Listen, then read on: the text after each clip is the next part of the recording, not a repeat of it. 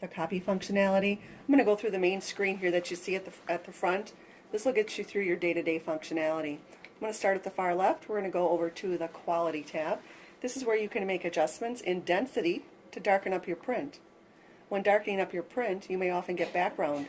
Therefore, you can go down to the background option and lighten up the background while you're darkening up the print. You also have a bleed removal and a paper discoloration to clean up your documents. Pressing reset down here in the lower right corner will reset the functions back to the standard settings. The next column will define your paper trays. By default, the machine is on auto tray select. So therefore, with this device, if you'll notice, we have 11 by 17 in tray 1, letter in tray 2, and in tray 3. With auto paper select on, if you put an 11 by 17 in the document feeder, the machine will recognize that and automatically search and go to the appropriate tray. In addition to the 3 trays, you also have a bypass tray where this hand is. That represents the side manual feed. When selecting the side manual feed, that is designed to run heavier stock as well. You can simply go into settings and you can define a different paper stock. When defining different paper stocks, for example, thick 1, over at the far right here will show you the GSM range. So looking at your paper pack, you'll want to check the label and make sure that the paper weight is within the range. If your paper weight is higher than that, you would then continue to thick 1, showing you 157 GSM, thick 2, thick 3 and 4, maxing out at 300 GSMs. By changing the paper weight, that actually changes the internal settings of the device. It will increase the fuser, allowing the machine to fuse or melt the toner onto that thicker stock properly. It also slows it down, again allowing it to fuse properly. When you're done using that thick mode, you do want to bring it back to plain and then close out. Pressing reset will not reset the paper type. The next column is your enlargements and reductions. Legal size up to ledger, letter size up to ledger, and half sheet to legal. Your reductions, legal down to letter, ledger down to legal, and ledger down to letter. Those are all your standard presets. However, there is a faster way to do that. I'm going to simply choose the paper tray that I want my image to fit onto, and I'm going to select Auto in the Enlarge and Reduce column. What I'm going to do is place an 11 by 17 document on the glass or through the feeder, and it will recognize my document and automatically choose the proper amount of reduction for me, eliminating you and I doing the trial and error. This will save you on time, extra paper, and meter clicks. Press Finish when you're done and start.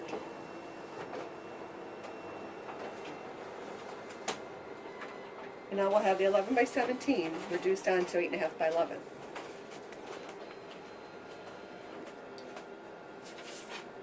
So here's the 2 images reduced down.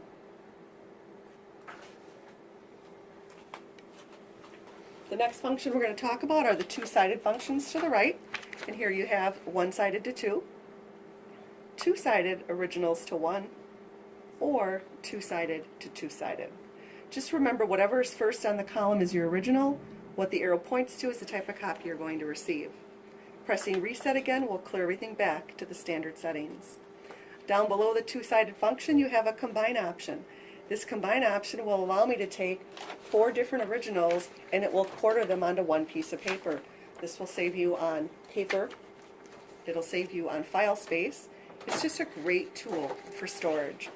I'm going to take 4 originals, load them in my feeder, select 4 and 1, and start. Here again, the auto zoom kicks in and it automatically chooses the proper amount of reduction for me. I just simply select how many I want to combine.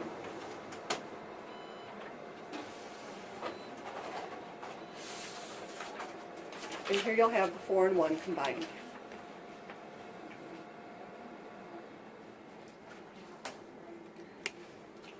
The next function we're going to talk about to the right of that is your original type. Over here, the better you define your document, the better the quality will be. When you're copying just from text originals, you want to keep it at text because it'll give you your nice dark solid print. If you're copying from a photo ID, you would want to select text photo. Or if it's truly just a picture or photograph, select photo. The reason you want to do that is photo will maximize your grayscale. giving you 256 gradation levels, just again enhancing your print quality. Below that is finishing. How do you want your documents finished? By default, we're going to have it at sort and offset. Sort is collate. So when you're sorting documents, it will automatically offset them, staggering them back and forth to act as a divider. You do have further options. You can do a simple corner staple. That will always staple in the upper left corner of your paper, or you can select a two-position staple, stapling it twice on the left margin. Keep in mind with either staple, you have the ability to adjust the location. As mentioned earlier, the standard staple will staple in the upper left corner. You do have an option to staple in the upper right if you have landscape text. You would then want your document stapled there. Same thing for double staple. You can again choose the position of that as well. The default is standard left. You could do right or top, again depending on your orientation of your document. So you do have some flexibility there when choosing the staple function. Those are the basics for copying. We're going to now move into scanning. One quick thing I do want to mention up here is this is where you do key in the copy count. You simply tap where the number 1 is and key in how many copies you want.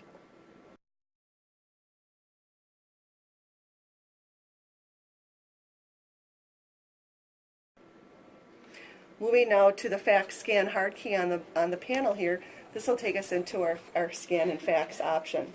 When you select that option, you can now go into address search and then type in the first 3 letters of the last name, and then that will populate the individual that you're looking for by pressing search. And for example, I did pull up a person's name. I'm going to highlight that name, and then down here at the bottom, if you do want to make any setting changes, you can. So for example, if your original two-sided, you can define that. Do you want to go in and change the DPIs or the resolution if you're faxing? Again, this will just enhance the scan quality or the fax quality. By default, when you're scanning, the machine is on auto color, so if you scan a colored original, you'll receive a color document at your desk. File type is at PDF compact, and the reason for that is it compresses the file size so that you're able to scan larger documents to an email. You do have other choices, regular PDF. If you work with TIFF files, you've got PowerPoint, JPEG, but compact PDF is your standard. JPEG, of course, you would utilize whenever you're scanning photos. By default, it will send the multiple pages that you place in the feeder all as one file. That is the default setting. But you do have an option to separate each one out, sending each original as a separate file. That eliminates the redundancy of you putting one original in at a time and choosing a destination. You can stack them all in, choose separation, and each one will be sent separately. Scan size is on auto detect. It will recognize all your standard sizes, that being 5.5 by 8.5, 8.5 by 11, 8.5 by 14, and 11 by 17. If you have something smaller, you can go into the actual photo and define the photo size of a document you're scanning. File name will allow you to name the file before you send it, so you'll go to File Name, click on the keyboard next to that field, and here's where you can type in the name of the document before you send it. That'll save a huge amount of retrieval time. That's pretty much it for your basic scanning.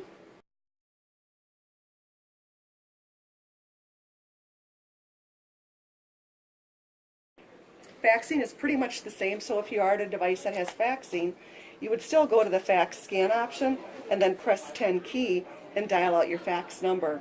For those of you that do have faxing, we will be putting some of your presets under etc., and they will all populate here, similar to how we have our favorites set up.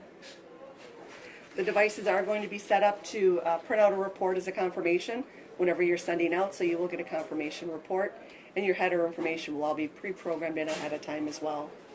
That's pretty much it for your scan fax. All the settings here carry over for faxing as well.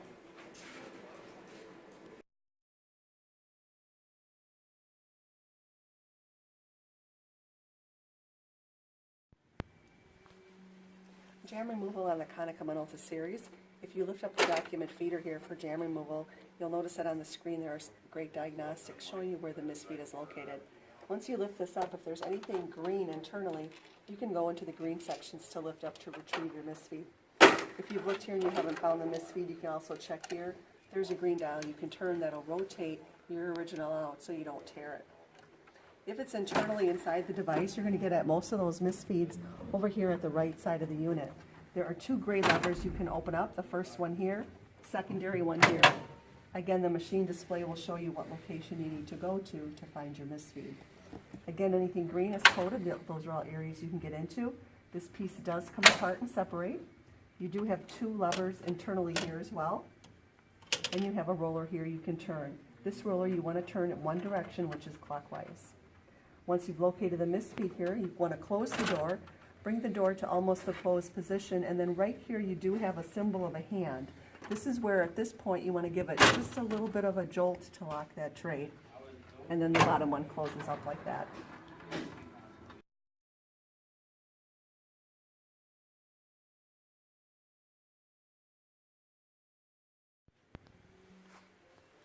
Paper loading on the Konica Minolta device, it will show you, example, where the orange light is if your paper tray is out. When you're adding paper to the device, you want to adjust the guides here to fit the width and the length, because the guides here will register the paper size.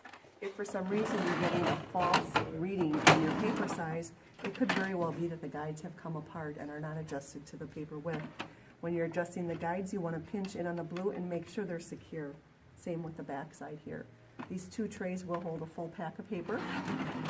Your bottom tray, which is your primary paper tray, this is a dual tray. You can load paper on both sides up to the indicator here and here. When adding paper to this unit, again, fan the paper to prevent misfeeds from occurring, and always use the outside edges of the paper tray as your straightener.